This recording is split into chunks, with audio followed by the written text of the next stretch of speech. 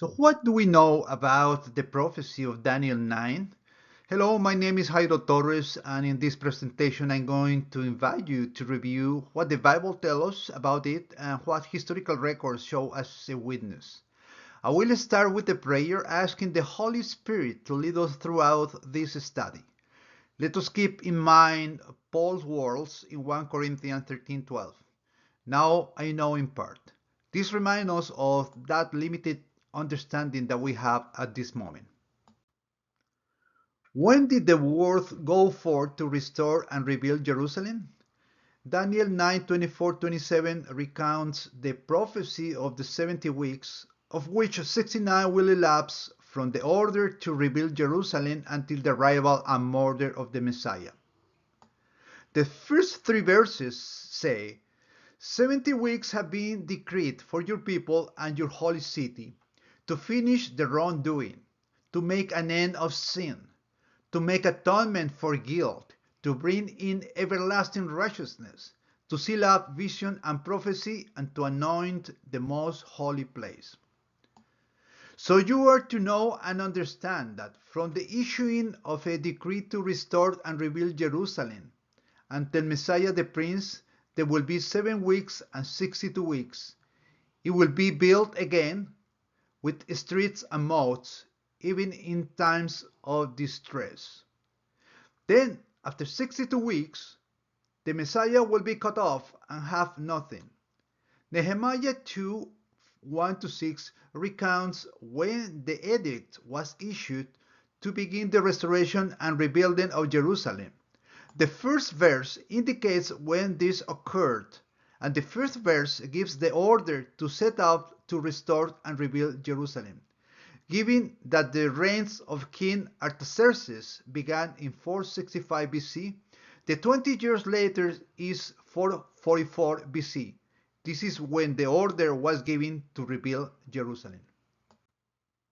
So how are the years calculated given the weeks in Daniel 9:24-27? Ezekiel 4 from 4-6 tell us how the weeks are calculated.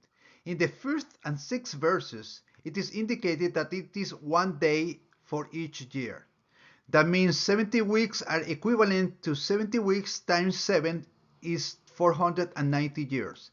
7 weeks is equivalent to 49 years, 62 weeks is equivalent to 434 years, and 69 weeks is equivalent to 483 years. What year are the 69 weeks of Daniel? In Daniel 9:25, the count begins from the moment the order to start rebuilding the city of Jerusalem was issued, which was the year 444 BC. From that year until the arrival of the Messiah, the Prince, 69 weeks will pass, which are 7 plus 62, or the equivalent to 483 years. In Daniel 9:26, after the 62 weeks, the Messiah will be killed, which is the year 39 AD, which is the result of subtracting 483 minus 444. For the Jews, 42 months were 1,260 days, which was based on the moon calendar. But for us, we use the Gregorian calendar. 42 months are equivalent to 1,278 days. So adjusting the Hebrew calendar to the Gregorian calendar, we find the 48 Jewish years are equivalent to 476 Gregorian years.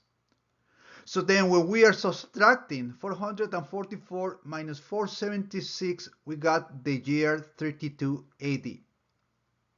Now, we have to remember that the calendar system for the Gregorian calendar began with the year 1, not 0. So we must add one more year just to make the right calibration. So that means the year 33 AD. This is the year in which the Messiah was to arrive and then die in the prophecy of Daniel. The Jews created a curse in the Talmud for any Jew who tries to calculate the year of the Messiah's arrival. We could conclude that the prophecy was fulfilled recognizing our limited knowledge, as Paul indicated in 1 Corinthians 13:12. Any insights that help us to better understand the scriptures are always appreciated. Blessings, Jairo.